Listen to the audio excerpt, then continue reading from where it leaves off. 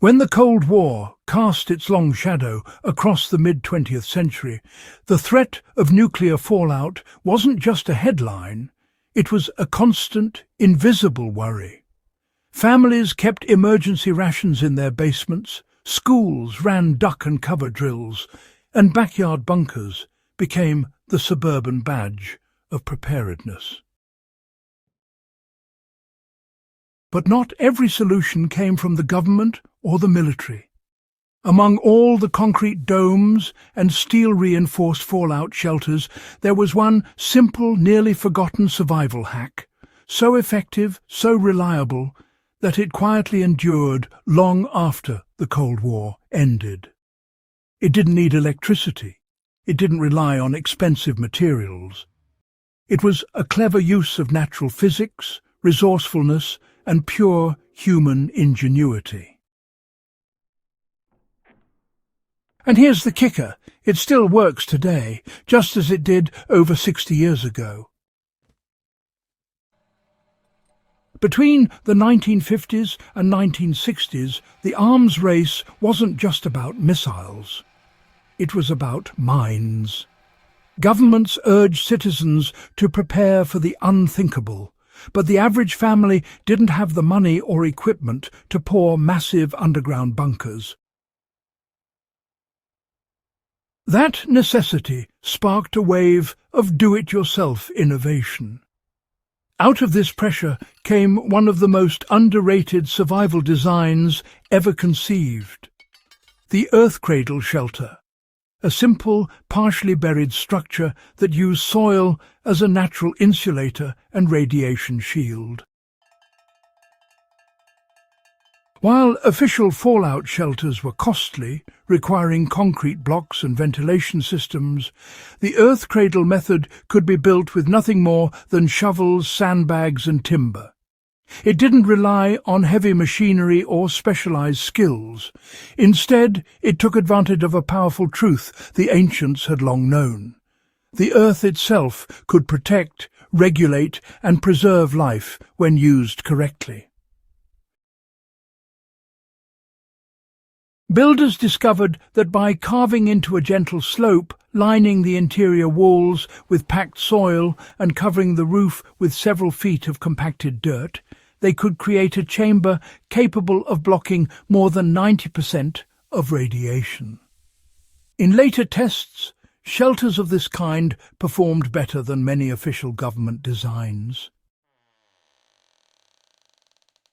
The genius behind this Cold War shelter wasn't just in its strength. It was in how it stayed livable.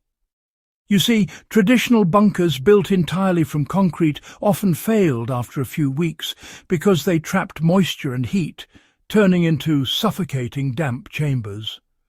The earth cradle shelter used a smarter approach by working with the environment.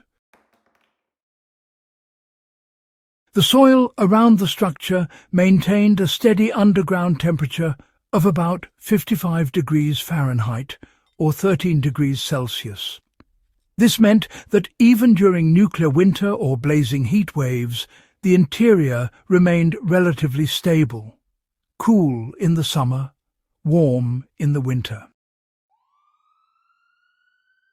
Builders combined this natural thermal insulation with a clever airflow system that didn't require electricity. Two simple ducts, one low and one high, created convection currents that kept air moving without fans or pumps. This was the secret most modern preppers overlook. During nuclear test simulations, shelters with this natural airflow system stayed habitable for days longer than sealed concrete rooms.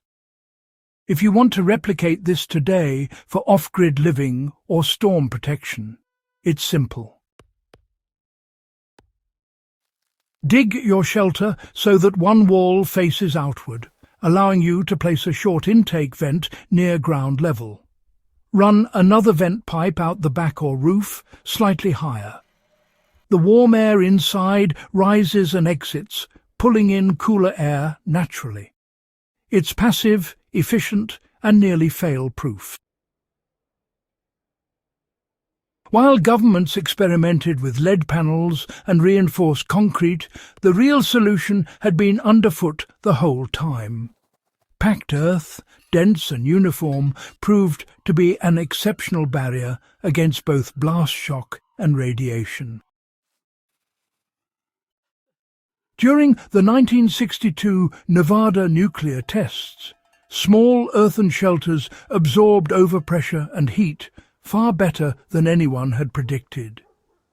In fact, a simple dirt layer of about 36 inches could cut gamma radiation exposure by up to 98%. The soil also offered an advantage that, well, modern preppers really appreciate: stealth.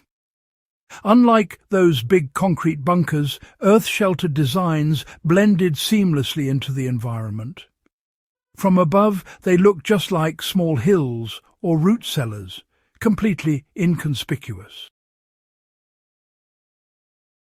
Today, you can use this same principle to build long-lasting off-grid shelters without, breaking the bank. A basic design starts with a shallow excavation, around 4 to 5 feet deep. Then build retaining walls using sandbags, timber or stabilized earth bricks. Then span the roof with wooden beams or corrugated metal sheets and cover it with 2 to 3 feet of compacted soil. Leave one entrance exposed and angle it slightly downward to deflect rain.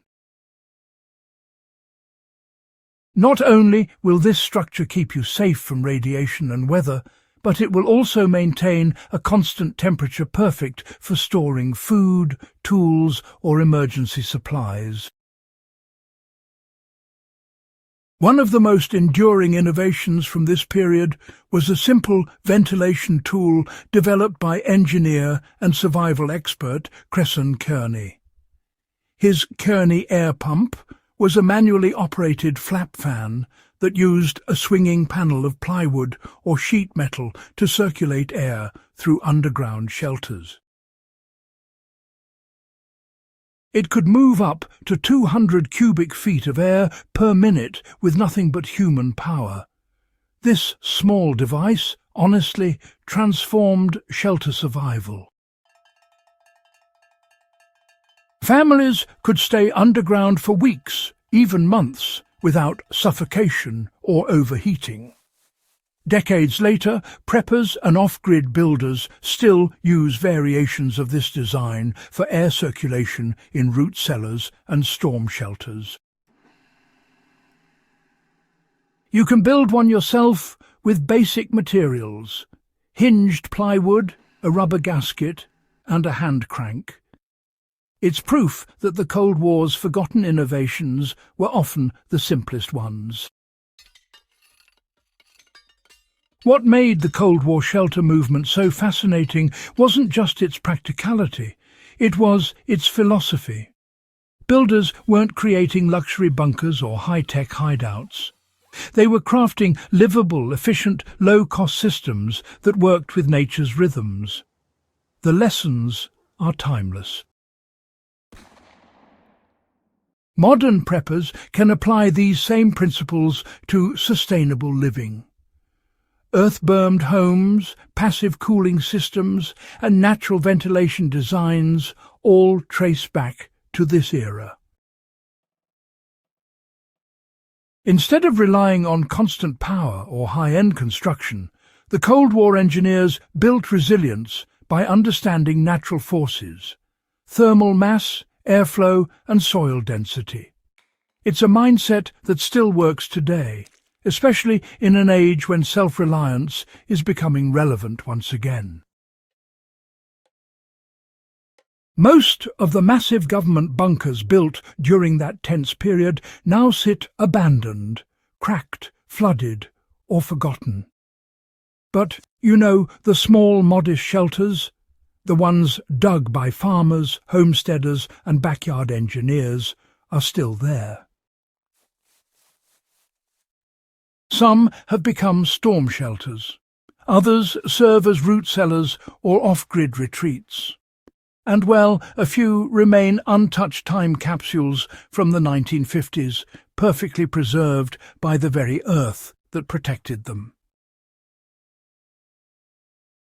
Their survival is a reminder that sometimes the simplest methods endure because they're built on timeless principles, not technology. The forgotten Cold War shelter hack, using soil, passive airflow and natural insulation, still outperforms many modern systems. And for anyone serious about preparedness, sustainability or history, it's a design worth rediscovering and applying today. If you found this deep dive into Cold War survival ingenuity valuable, don't let it stay buried. Share it. Subscribe to In the Beginning for more forgotten technologies, lost skills, and proven survival wisdom.